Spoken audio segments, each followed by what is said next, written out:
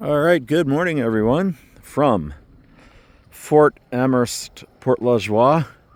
And I do apologize, I can't pronounce the MikMaq name for the site in Prince Edward Island, just on the other side of Charlottetown.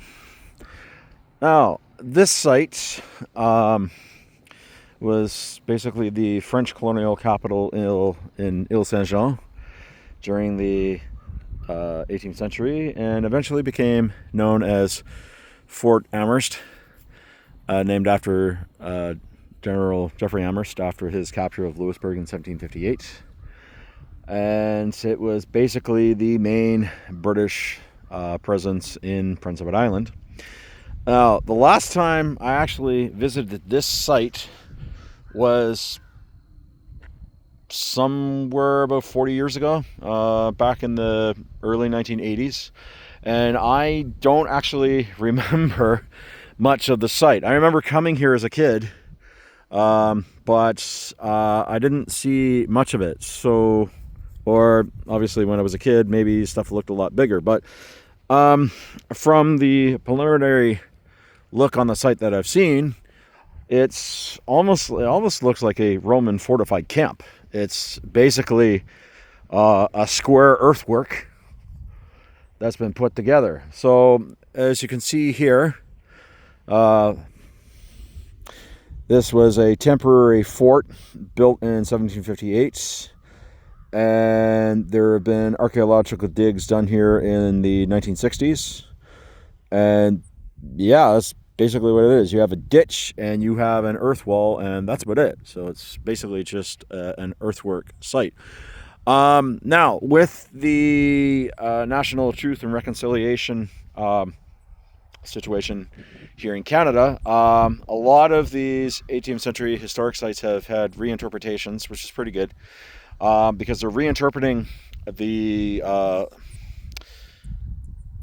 well, let's be blunt. It was a struggle for the First Nations people, the Mi'kmaq of Mi'kmaqi, and obviously the British who came in and were fighting against the French. And eventually, what happened is the British took over.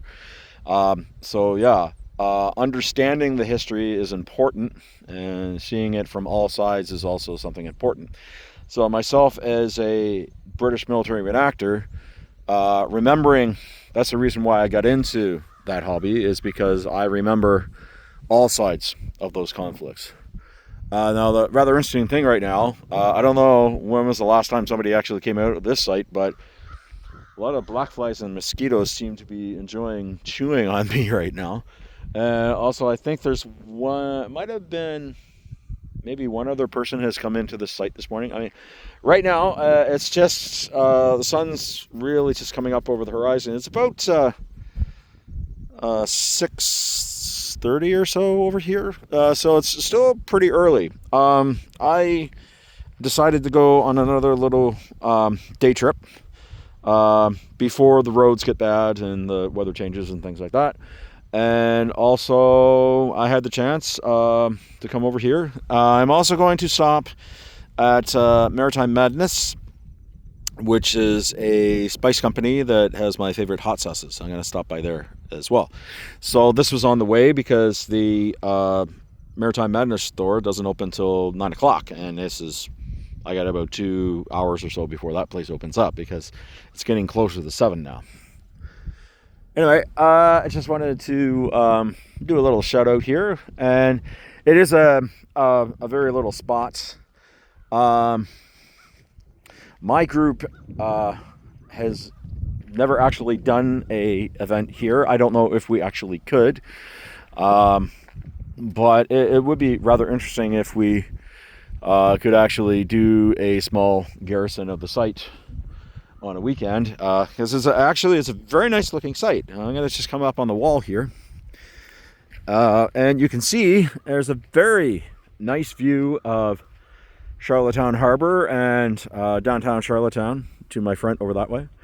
And I mean, Prince Edward Island is a pretty picturesque place. I've visited probably about a dozen times in my lifetime. The last time I actually was here in Prince Edward Island was 12 years ago on my 10th wedding anniversary. My family at the time, we came over here. Now we actually didn't see this site because my family at the time really wasn't as into historical sites as I was, so we did a lot more of the touristy things. But I had always remembered this site and wanted to come back to it. But I remember as a kid coming out here. It's kind of a long drive to get out. Now, the highways over the last 40 years in through Nova Scotia and New Brunswick got a lot better. There's most of the route to get to this site are 4-lane until you head on the highway heading towards Prince Edward Island. Now, this morning, what I did, I actually took the Confederation Bridge coming over rather than taking the ferry. The reason why is this summer, the government of Canada actually dropped the price of the bridge crossing to $20, which is pretty good. So hence why I decided to do a little day trip over to the site. So just looking back in. So I'm basically standing in one of the bastions, and this is it. It's basically a square site. Now you can tell there's been a lot of depression down. A lot of this ground has settled. Perhaps if you take into here, there might have been buildings. So these, you have 1, 2, 3, 4, 5. It almost looks like there were about 5 depressions. So that might have been where there were buildings. And then obviously, you had 1, 2, 3, and then here 4 bastions. And then you had a ditch. So obviously, you would have had a wooden palisade up along the top of the walls here, and then you would have had either chevaux de frise, the sharpened wooden stakes, which would have been stuck on the top of the wall down along here, and possibly out onto the glassy and everything to our front. So yeah, so it's rather interesting. Very scenic, very beautiful spot. There are trails here as well. Now, the other issue that we had here in the Maritimes this summer, it has been extremely dry. A lot of sites have not had sustained rain for more than 8 weeks.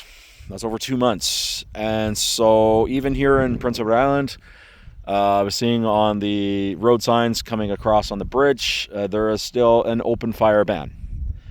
And you can see why, because even here, even though it's right by a harbor where you're probably getting moisture out of the water, this grass is, well, it's not green. It's obviously it's brown. And that's because of the lack of moisture. Now, we've had a few bits of rain, but it has not been sustained like it usually is.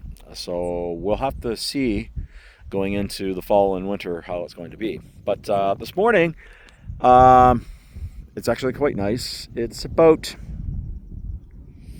9 degrees. So I actually have a hoodie, and it's quite comfortable.